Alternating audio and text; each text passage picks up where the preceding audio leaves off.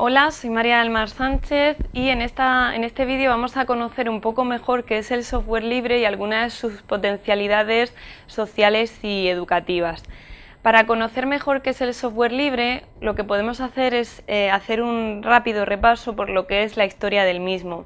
La historia del software está muy relacionada con la historia del software libre e incluso con la propia historia de Internet. Tenemos que pensar que cuando comenzaron a desarrollarse los primeros programas informáticos, todos eran libres porque no existía la idea de que se pudiera privatizar un software. Para que la informática evolucionara era necesario compartir los programas, compartir la información e incluso el término hacker, que hoy en día se utiliza para denominar a los piratas informáticos, en aquel momento se utilizaba para llamar a las personas que creaban programas y los compartían. Posteriormente comienzan a desarrollarse los primeros software propietarios, sin embargo la convivencia sigue siendo pacífica porque todavía hay gran cantidad de software libre. Y un momento realmente importante es el de la creación del sistema operativo Unix. Simplemente tenemos que conocer que fue un sistema operativo libre que posteriormente se privatizó, pero que al principio fue distribuido a muchas universidades norteamericanas, las cuales desarrollaron muchísimos programas para este sistema operativo. Richard Stallman es una figura emblemática del software libre porque representa no solo un movimiento informático de software libre, sino que representa también un movimiento ético, incluso político y filosófico respecto a lo que es el software libre, en el sentido de que él defiende que el software libre es más justo socialmente, de que es injusto que se esté comercializando con software, de que las empresas no te proporcionen el código fuente, que es un elemento necesario.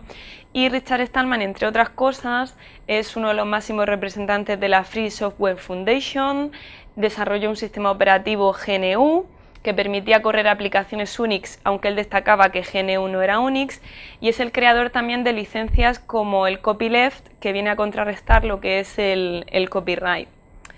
La revolución de Internet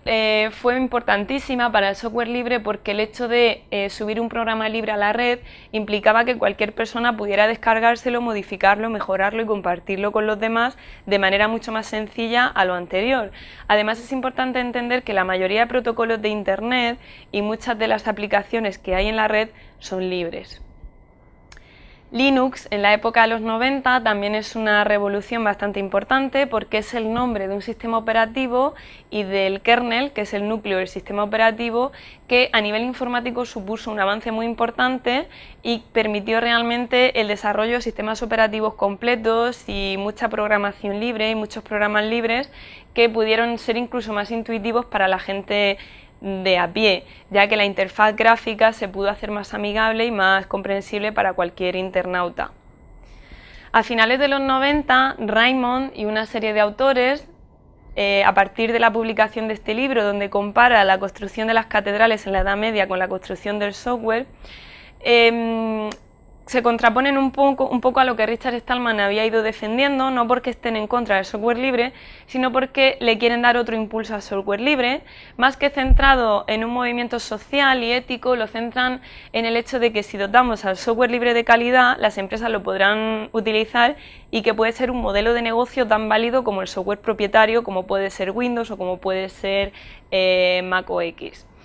En este aspecto se unen en la Open Source Initiative, que es un movimiento distinto a la Free Software Foundation. Ambos defienden el software libre, pero lo defienden desde posturas distintas. El siglo XXI básicamente lo que hace es el acceso a Internet es mucho más sencillo todavía, se desarrollan las aplicaciones web 2.0 que se basan muchas en software libre y sí que hacen también un poco más consciente a los internautas de a pie, podríamos decir, de lo que es la polémica del software libre y software propietario.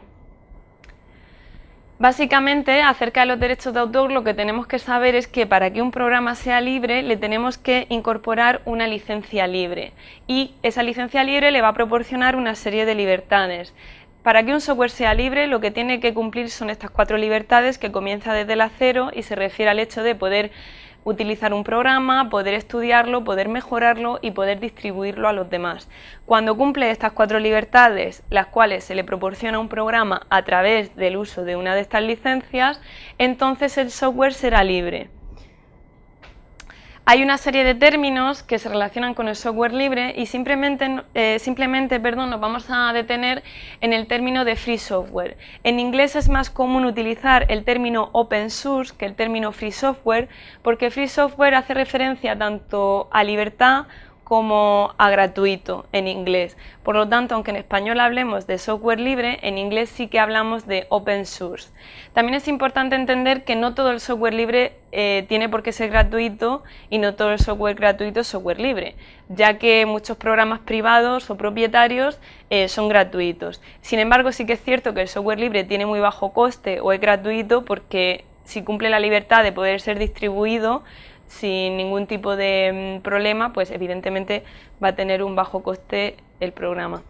Destacar también el sistema operativo Ubuntu, que es muy utilizado hoy en día y que es un sistema completamente de software libre que podemos encontrar en muchísimos centros educativos, en muchísimas asociaciones. Algunas de las ventajas del software libre que queremos repasar,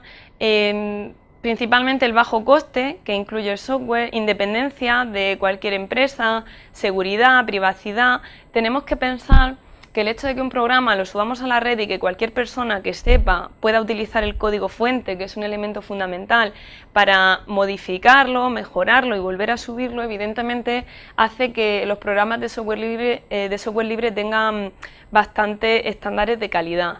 Además, podemos distribuirlo a los demás en ámbitos educativos, podemos pasárselo a nuestros alumnos sin ningún tipo de problemas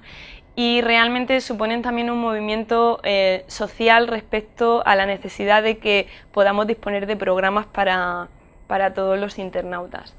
Algunas desventajas del software libre se basan en el coste de aprendizaje, en el sentido de que si venimos utilizando software propietario a lo largo de toda nuestra vida y estamos acostumbrados, por ejemplo, a utilizar Word, utilizar OpenOffice nos puede costar trabajo, no porque sea complicado, sino porque quizás más que aprender a utilizar un procesador de textos, en su día aprendimos a utilizar lo que es Word. Entonces simplemente supone un coste de aprendizaje a adaptarnos a la nueva herramienta.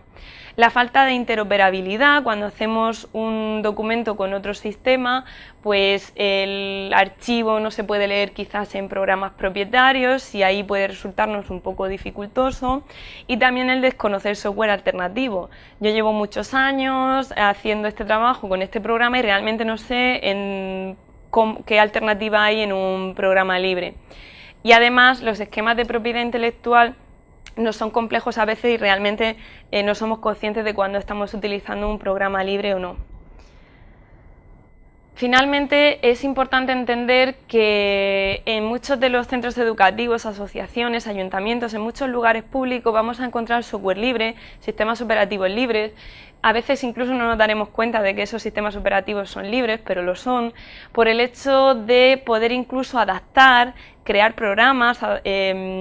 mejorarlos, compartirlos con los demás, e incluso también hay que tener en cuenta que supone un gran ahorro a muchas de las universidades, centros educativos y empresas. Por lo tanto, el software libre es muy utilizado y es importante que sepamos lo que es para que entendamos que forma también parte de un movimiento en torno a que la información y los recursos que utilizamos en red deben ser libres para poder ser compartidos y mejorar el conocimiento futuro.